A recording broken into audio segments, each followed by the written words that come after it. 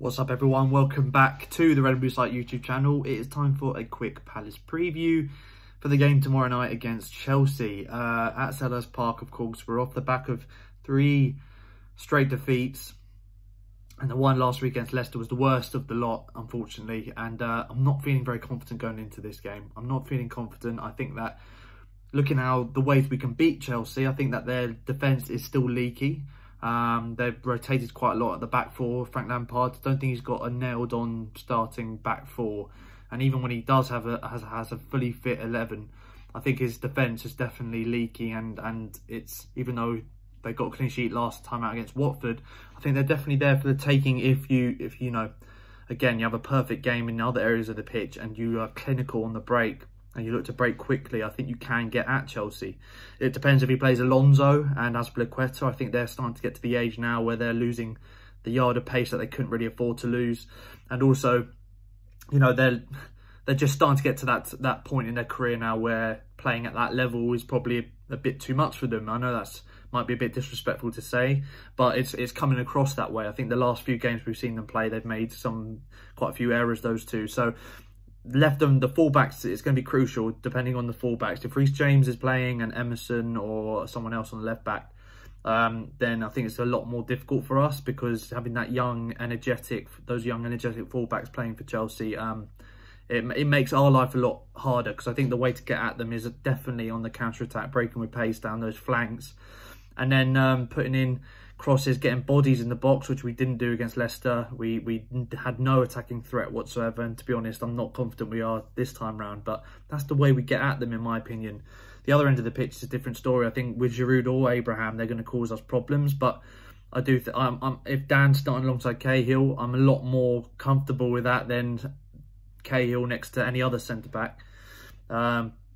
And I'm fully expecting Roy Hodgson to put Scott Dan next to Gary Cahill for this game. If I'm going to do my predicted 11, I'll do it now. Great in goal, Ward, Dan, Cahill, and what I want to see is Mitchell at left back. Will he play him in a big game at home to Chelsea? I say big game. We've got nothing really left riding on this season. The players have made it clear that they're not up for a top 8 push, unfortunately. And even if even if the players say differently, unfortunately, the results at the end of the day and the way we played in definitely the Burnley and the Leicester game, the way we played looks like they're on the beach, in my honest opinion, which is a real shame. Hopefully we can get a top 10 finish, but again, will the players be motivated enough to do that? I don't know. I want Mitchell to start left back, and I think it would be really silly for Roy not to, from now on and to the end of the season, to play specifically Mitchell and Pierrick, give them a lot more game time. And the reason for that is simple, you know. Roy said it in his before the restart happened that he would give game time, and if his idea of game time is 10 minutes coming on at the end of a match when we're getting thumped, and what more can a young player do in that scenario? It's not fair on them, it's not fair on the team, it's not fair on the fans, and there's no way you're going to develop a player by doing that. They've got to start some games, or at least come on at around half time, 55, 60 minutes, something like that. Give them a good amount of time to develop, and that's what we saw with Wan-Bissaka. Obviously, I think that Roy, unfortunately, is a sort of manager that unless we have an injury, we're not going to see these players play from the start, and that is a real shame for me. And on top of that, just to carry on with the academy point, because I think it is really important, we've got an ageing squad, we've got the academy being redeveloped right now. If I was Steve Parish, I'd be going to Roy Hodgson just saying, I'm not going to involve myself in tactical discussions, that's your job, but we've got a brand new state-of-the-art academy being made. We're going to be the only team in South London that will have a Category 1 academy, and that will be massive for the club and the potential in terms of bringing in young players for the future. Why wouldn't we want to play the youngsters as much as possible from now to the end of the season, to just advertise to the world and show off to the Premier League and everyone else that we had players like Klein, Moses, Scannell was a good example, Zaha, obviously, Wan-Bissaka over the last decade or so, who've come through and have gone on to a good level. And now look, we've got players like Pierrick, Mitchell coming through, and we're continuing to do that. We're not stopping there. We are continuing to produce young players, and here's the evidence. Why wouldn't you want to do that, especially with the new academy being built? It makes total sense. The season for me, as I said, is done. Get the youngsters in. Get the youngsters in. Well, would Roy do that? I don't think he will. I think he will start Van Aanholt. I want Mitchell left back. I'd probably starting Pierre-Emerick against Chelsea might be a big ask for him, you know, because if we're looking to get a result. But to be honest, the way Zaha's been playing, he's not really been on it. He can't do any worse than Zaha. So I'm not too fussed. Left back or for Zaha at right wing, I'm not too fussed. Maybe he'd start him ahead of Ayew. I'm all for that as well. Pierre-Emerick starting ahead of Ayew. But I think he'll start with the same midfield three. Maybe put Gyro, he's sticking with Gyro in there. I don't think YT is fully fit still. And then Benteke, Ayew, Zaha, or Benteke, Pierre-Emerick, Zaha, Benteke, Ayew, Zaha, Pierre-Emerick, sorry.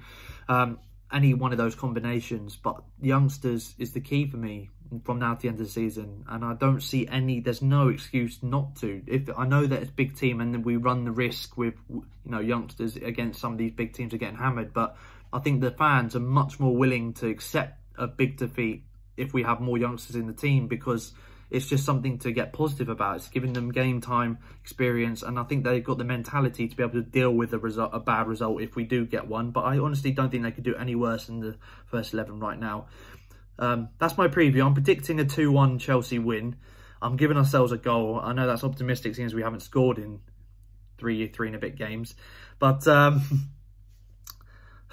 it's not much to be positive about, I know, but I want to try and stay positive, and I know that's a defeat I'm predicting there, but a 2-1 defeat against Chelsea isn't the end of the world. I think that would show a bit of progression from a 3-0 thumping away to Leicester. But youngsters and getting the academy players involved is key for me, and that's what I'm looking for tomorrow night. I'm not confident in Roy doing it whatsoever, and if he doesn't, then the team that he does put out there better show up on the day, otherwise there's going to be problems again.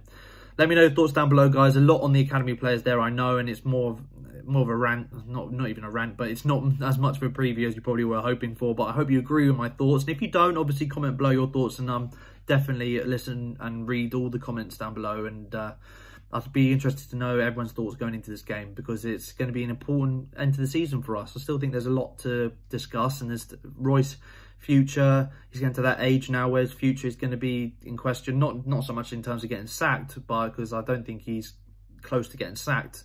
But I think because of his age and whether he himself feels he has the energy to carry on. Be interesting to know your thoughts. Thank you guys for watching. Like, share, subscribe. I'll see you guys next time.